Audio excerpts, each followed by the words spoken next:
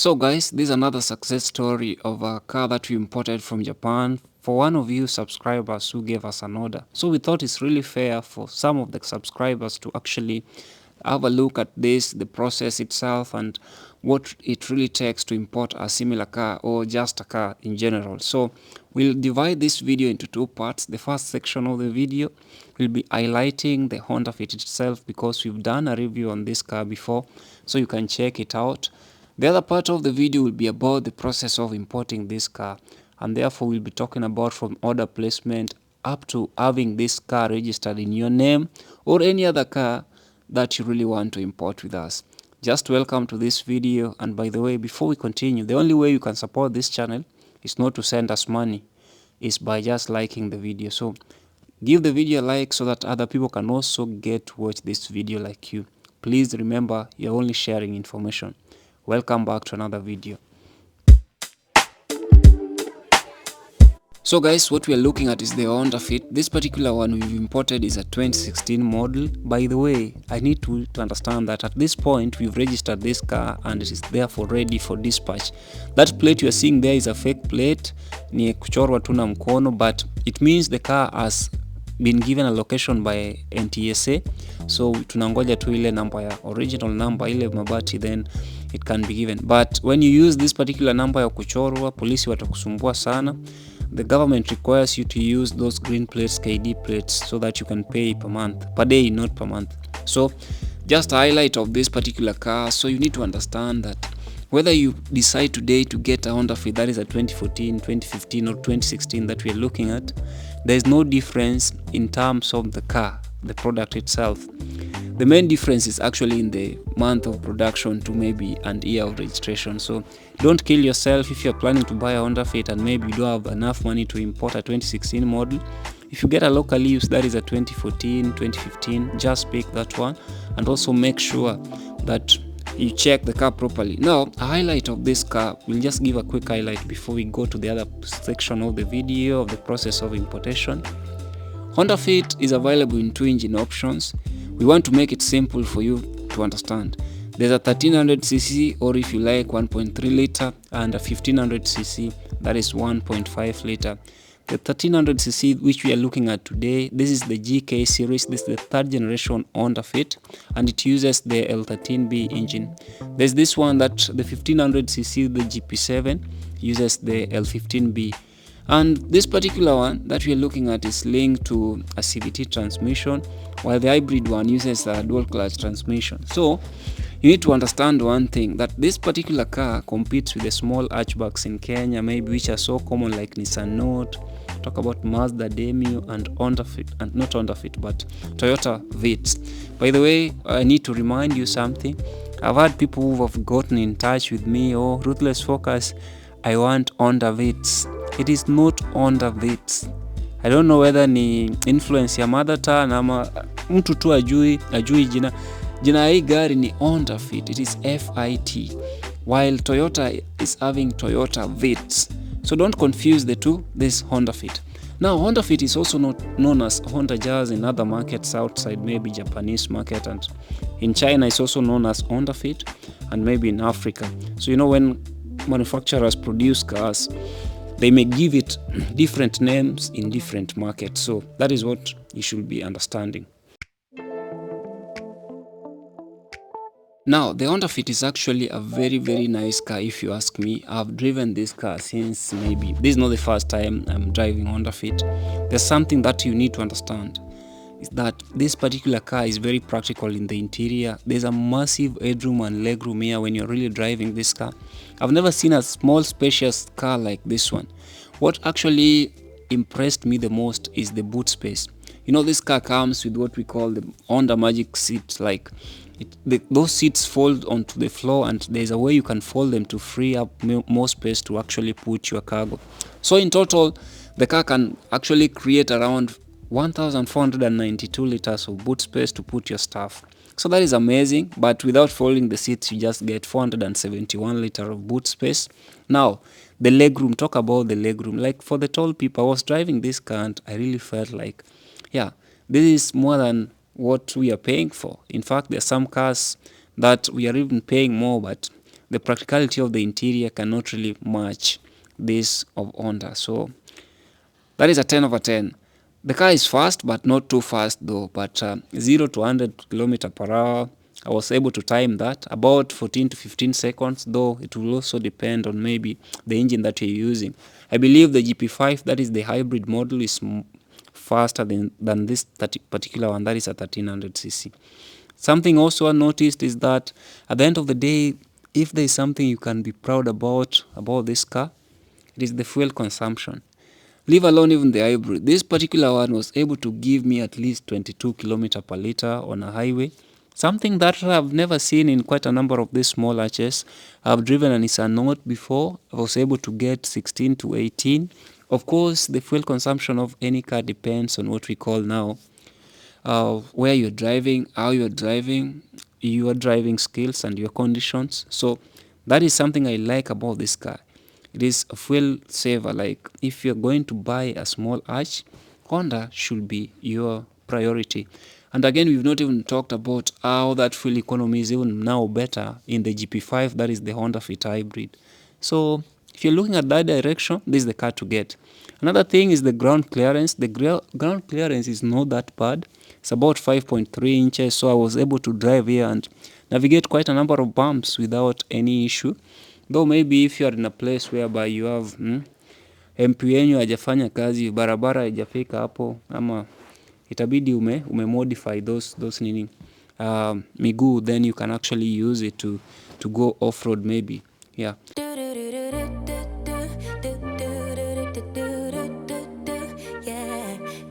So as we conclude highlights of the Honda Fit, I'd like to remind you that if you're looking for a small, reliable hatchback that is very practical in the interior, that is budget friendly, if we say so, it is the Honda Fit. Maybe you're looking at Nissan Note, maybe Toyota Ractis and stuff like that, but I think reliability of Honda Fit cannot really be matched by quite a number of other competitors. So yes, you can get it. In this part of the video, I'll be taking you through the process of importation, how we imported this particular Honda Fit. You know, every car has a story. Every import car that we bring for clients has a story. So the imports are not the same.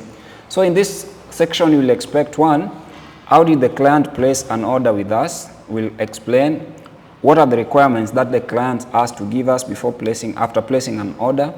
Then number two, we'll also be talking about how did we buy the car? What is the process of buying the car after we've been given the order by the client? Number three, we will talk about what happens after buying the car in Japan. Number four, we'll also cover the shipping line after the car has been loaded. So what happens from there? Then we'll also talk to you about the arrival of the car after the car has arrived. Then we'll also talk about what timeline does it really take for the car to be cleared. Then another thing we'll also talk about is the total estimate price. As you are aware then that the government of Kenya has increased import duty on cars, that is from 25% to 35%. So we'll also talk about that in this video to actually make you understand and prepare you psychologically and financially if you're going to import any car with us.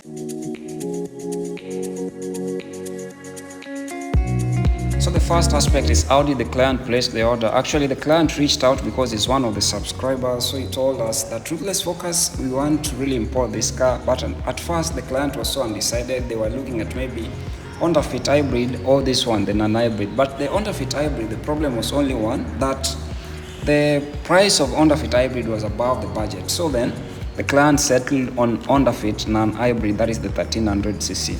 After the client had placed the order, what do we require before actually the client gives us the money? First, we need to make an import agreement on our name and the name of the client. That has to be signed.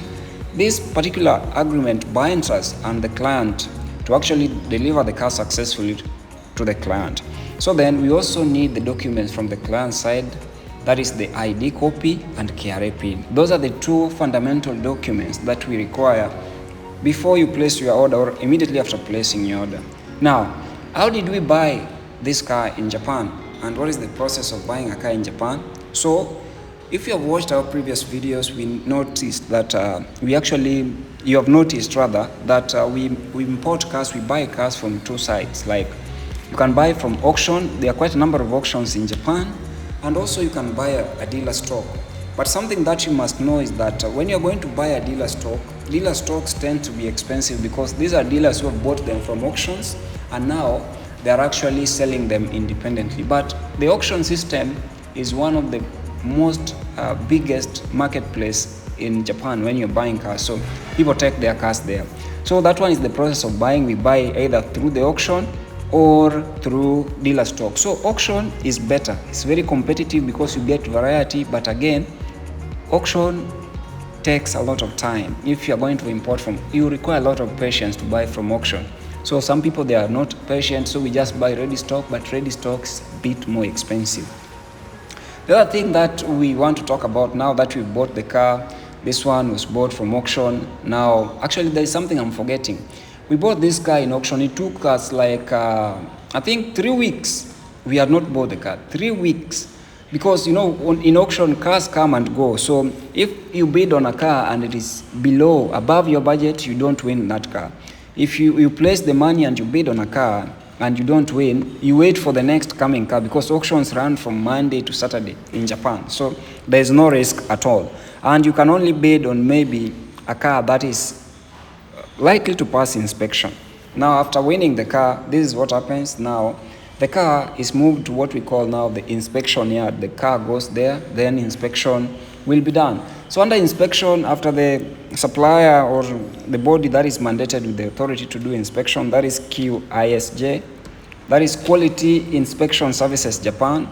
They do inspection, then they issue a certificate of roadworthiness. It's called COR. That certificate will be given later on. So after inspection, now we book for a ship. So our suppliers book for ships, and this is where another challenge is. Sometimes the ship that is next available is not even coming to Mombasa tomorrow, or they are still going to other places. So after the ship has been booked, now we just wait. We are given a timeline. They tell you the ship will leave Japan at this particular date, that is estimated time of departure.